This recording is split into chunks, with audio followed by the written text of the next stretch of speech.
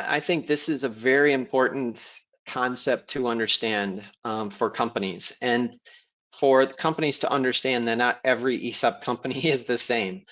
So when we look at this ratio, we are looking at what's the relationship between enterprise value or equity value compared to eligible compensation that value ultimately is going to get allocated to the participants on. That's typically compensation. And so it's a quick measure for us as professionals in the industry to kind of understand where a company sits on that spectrum.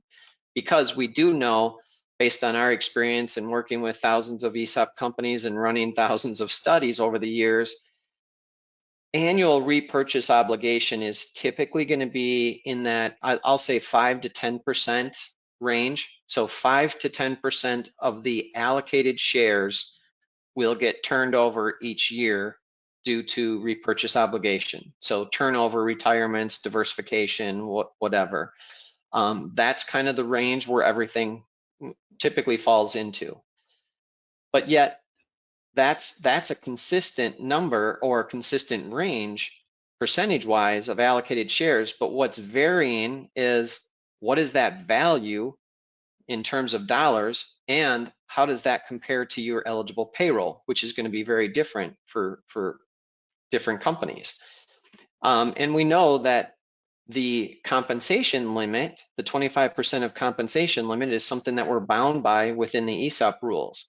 So we have to always pay attention to that when we're looking at these dynamics, and how are we going to handle the repurchase obligation? What strategy are we going to use?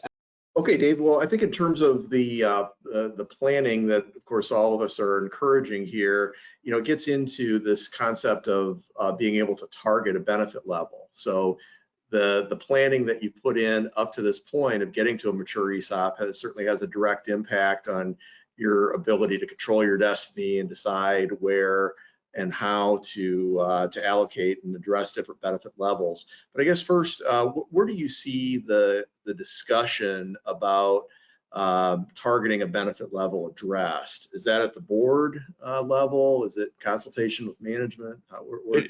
It should really be at the board level and with management. I mean, at the end of the day, an ESOP is a compensatory element within someone's entire package of what they receive to work there. So I think one of the problems that we see is if some people, particularly in a case where all the internal stock has been allocated, but even sometimes when there still is unallocated stock out there, that repurchase obligation and the strategies there will drive what your benefit is. And maybe 1 year, because of someone significant leaving and because of your policies, all of a sudden you have a year where there's 24% benefits, and the next year you have 2 or 3. Again, nothing wrong with running that sort of program, but how do you communicate that to your employees? And I think that's the difficulty in looking at these. And even more so too, how do you perpetuate this and not have potentially some upset people or some overly rewarded people in times when those sort of deviations occur? So what we like to look at for most companies, and again, I think it's important for the board and the trustee even to look at things and say, hey, it's no different than looking at management and saying, what's the right, go through a compensation study, what's the right amount of compensation for these parties?